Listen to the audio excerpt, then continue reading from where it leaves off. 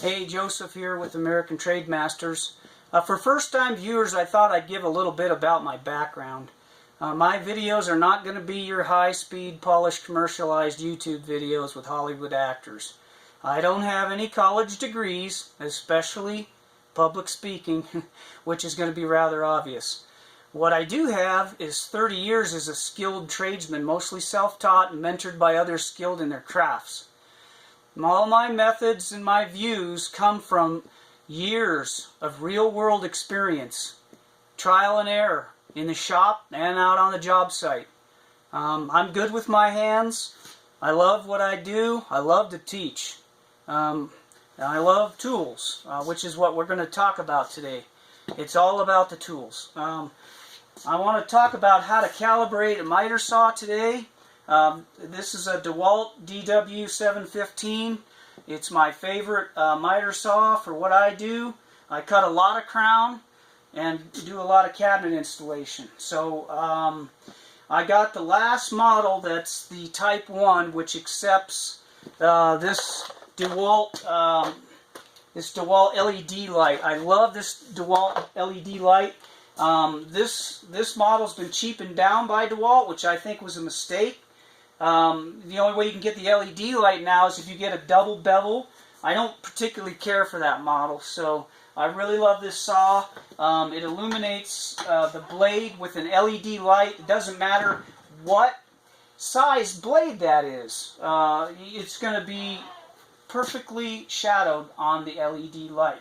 So I really love that feature about it, and it's very rugged. It's just about bulletproof. So we're going to talk about that today.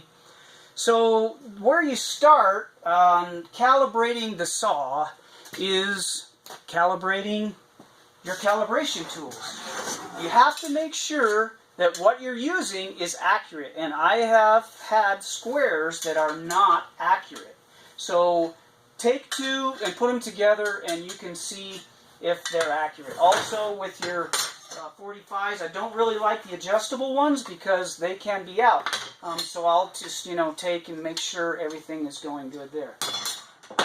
Also, always have a set of eyes and ears. For me, a set of eyes is just a cheap set of readers. So I've got all this ready to go here. The next thing we want to do is make sure that the blade is good. I've got this blade is nice and straight, but we have to make sure, even if it's brand new, that the blade is not defective. So you start by making sure that you're unplugged. So you're unplugged before you begin your calibrations, and you're going to take a shim and you're going to shim up your blade guard like that. Now before we go to calibration, the first thing we want to do is we want to find out if there's any defects in the saws. The main areas you want to look at is you want to take your square here, and you want to make sure that your fence is straight and true. I've had them to where they're off. And then also check your deck. Now my deck is a little bit different. It's the center platform is lower than the outside, so I have to be careful when I'm doing my calibrations. We'll get to that later. So you want to check that because there's very little adjustment in those areas. Also, you're going to want to check this for 90 degrees, especially on the side that has a sliding fence. You want to check to make sure that's 90 degrees. The only way you can adjust this fence is the bolts behind it. And it's machined, so it should be right from the factory. But I've had junk saws. And then the other area is the arbor. You have to make sure that that arbor has not gotten a wobble in it or has a wobble in it. The way you do that, I'll show you that really quick, is you're going to plug your saw in. You're going to take a really small piece of trim, and then you're going to cut it with the saw. So we're going to come over here, we're going to make a cut. So now I know I'm holding that in place. I know that saw is right there. So now I'm just gonna come real close to that piece of trim, and I'm gonna turn it on, and I'm gonna watch to see if there's a wobble.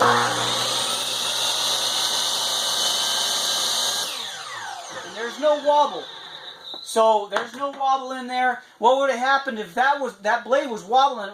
It would have slapped the stick. You got to be real careful because that could be kind of dangerous. So I know that my arbor and everything is true.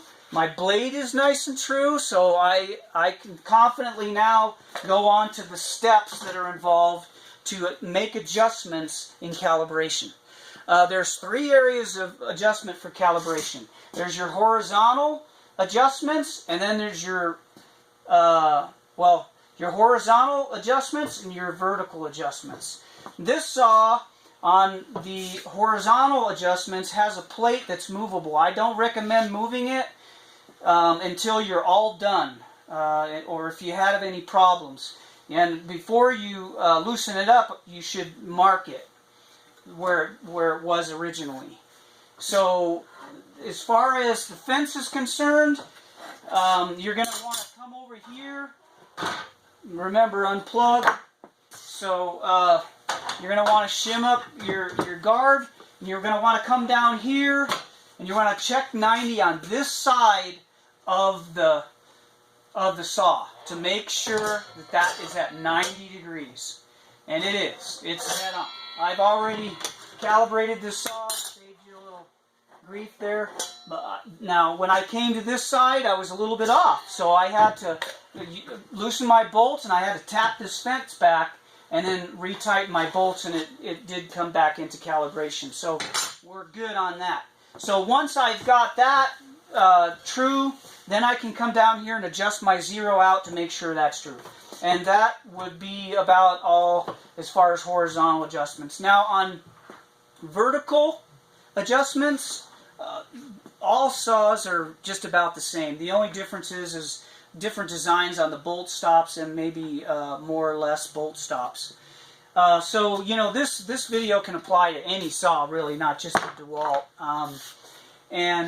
So what I like to do first, okay, I have to have a small square to stay on my lower platform. If my square is too long, it's going to give me a false reading. So I have to make sure I've got that just right and not on that upper deck. So I'm going to come down here and I'm going to check this to make sure this side is 90.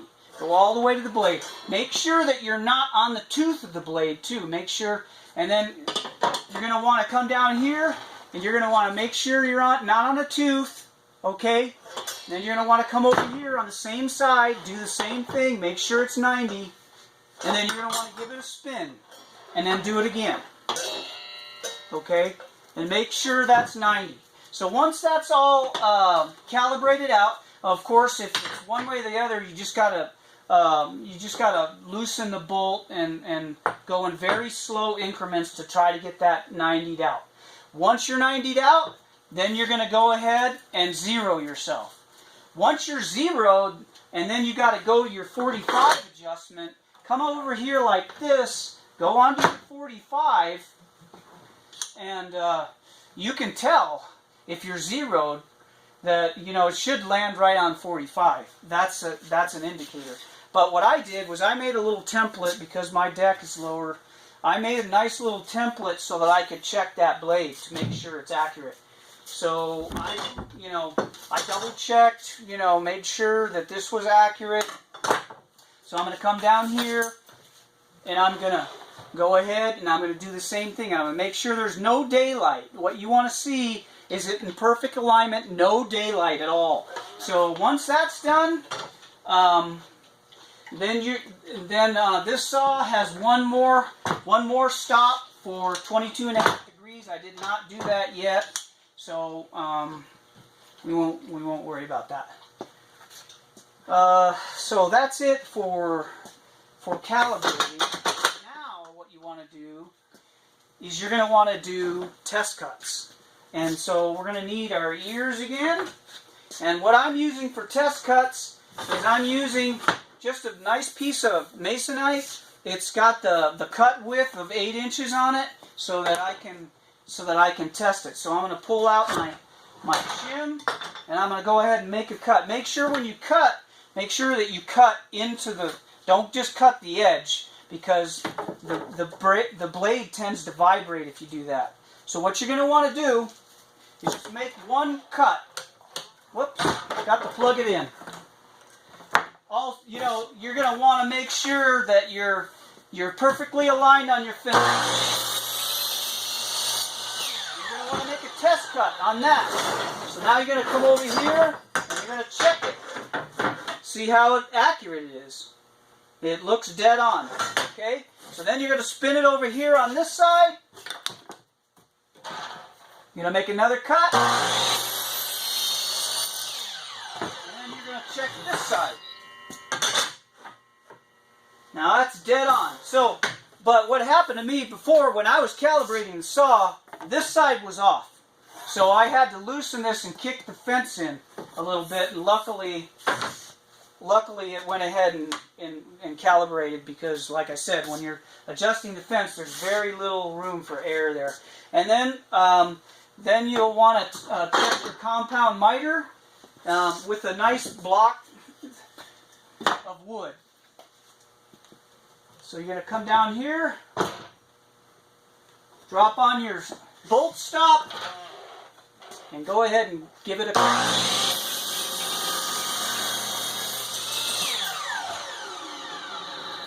Now the thicker the wood, the more you're going to notice misalignment in your calibration, but that's really good. Okay, and also, you know, you're going to want to test cut your horizontal as well.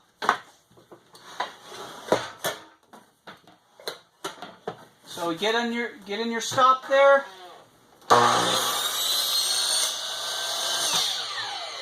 of course, this blade doesn't go all the way to 45 for the 8 inches, but you'll get the idea. See that you can check that to make sure. Now, if that's off, what you're going to have to do is you're going to have to adjust this plate right here. This can be really tricky, so that's why I say, you know, don't move that. It should be set at the factory.